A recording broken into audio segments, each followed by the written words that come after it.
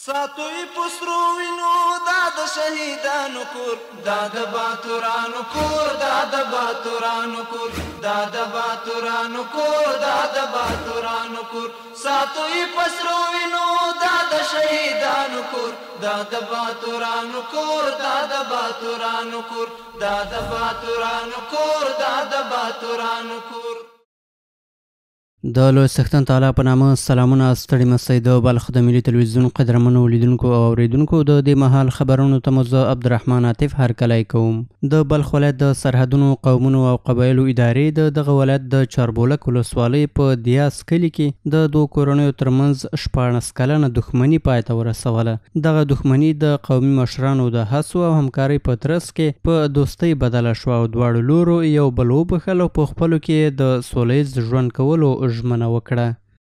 د بلخ ولایت د سرحدونو قومونو او قبایلو چارو ریاست په هڅو او د ځایي مخورو په منځګړیتوب د دغه ولایت په چاربولک ولسوالۍ کې د دوو کورنیو ترمنځ د کلونو دښمني پای ته ورسېده. ورته مهال د یادې ادارې رئیس وویل چې د عدالت د ټینګښت د ورورولۍ او یووالي د رامنځته کولو په برخه کې پراخې هڅې د اسلامي امارت له مهمو لومړیتوبونو څخه دي او د ټولنې د بېلابېلو قشرونو او کورنیو ترمنځ د شخړو حل فصل له خپلو اساسي دندو څخه بولي. بل لور ته یو شمېر قومي مشرانو او دیني عالمانو په خپلو ویناو کې په هیواد کې د جرګو جوړول یو غوره دود وباله او ویل چې عفو او بخښنه د مؤمن تاج دی. هغوی زیاته کړه هغه کسان چې یو بل ته بخښنه کوي الله تعالی به لوی اجر او ثواب ور په برخه کړي. یاد دې وي چې د بلخ ولایت د سرحدونو قومونو او قبایلو ادارې د اسلامي امارت له بیا واکمنۍ څخه پیل تر اوسه پورې نږدې 300 پیښې او کورنۍ شخړې د دې ولایت د بېلابېلو قومونو ترمنځ حل کړي دي او لا هم د عدالت او برابرۍ د پیاوړتیا او د ټولنیزو او کورنیو ستونزو د مخنیوي لپاره هڅې کوي. مولوي عبدالصمد روحاني د بلخ ولایت د امنیه قمندانۍ د حمایوي کنډک د قمندان په توګه وټاکل شو او په رسمي ډول یې خپله دنده پیل کړه.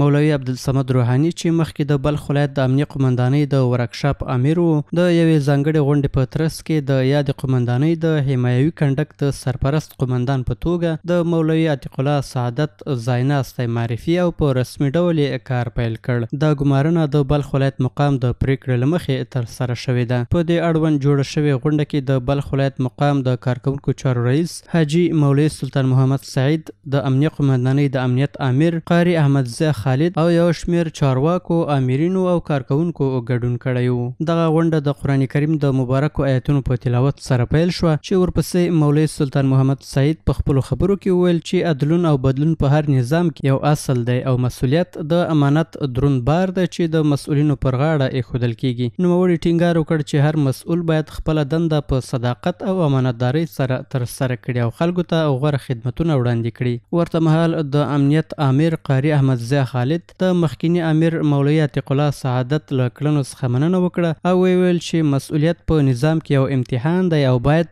د دې امانت ساتنې او د امنیت ټینګښت لپاره شپه ورځ هڅې وشي. د مراسمو په پای کې د مولوي عبدالصمد د سرپرستۍ حکم د حاجي مولوي سلطان محمد سعید لخوا ولوستل شو او نوموړي په رسمي ډول خپله دنده پیل کړه او د بریا دعاوې ورته وشوې. د بلخ ولایت په مرکز مزار شریف ښار کې د ماشومانو د ګوزڼ ضد واکسین پیل شو او تمه ده چې د 3 ورځو په بهیر کې به شاوخوا 250,000 هغه ماشومان چې عمرونه یې له 1 ورځې څخه تر 5 کلونو پورې دي د پولیو یا ګوزڼ ضد واکسین شي. په مزار شریف ښار کې د روان کال په اوږدو کې د 4م ځل لپاره د ګوزڼ یا پولیو ضد واکسین پروګرام پیل شو. یاد پروګرام د بلخ ولایت د عامې روغتیا ریاست له لورې د ملګرو ملتونو د ماشومانو د ملاتړ صندوق یا یونیسف او د روغتیا د نړیوال سازمان په مالی او تخنیکي همکارۍ پیل شوی دی. دغه پروګرام د تنظیمونکو په وینا د کډوالو د بیرته راستنېدو لړۍ په زیاتوالي سره د پولیو د ویروس د لیږد په اړه اندېښنې ډېرې شوي او ټاکل شوې چې تر راتلونکي 1 میاشتې پورې به په ټول هیواد کې به د ژمني ملي واکسیناسیون کمپاین هم پیل شي. سره له دې چې په تیرو 7 کلونو کې د افغانستان په شمال بلخ ولایت کې د دې ویروس مثبته پیښه نه ده ثبت شوې، خو په ټول افغانستان کې د روان کال له پیل راهیسې تر اوسه پورې 9 مثبتې پیښې ثبت شوي دي. تیر کال هم له 25 څخه ډېرې مثبتې پیښې ثبت شوي وي چې ډېری د هیواد په ختیځو او سویلي ولایتونو کې موندل شوي وي. د بلخ د ملي تلویزیون قدرمنو اولیدونکو او اوریدونکو دا د دې مهال خبرونه تر بیا ښه وخت د الله په امان.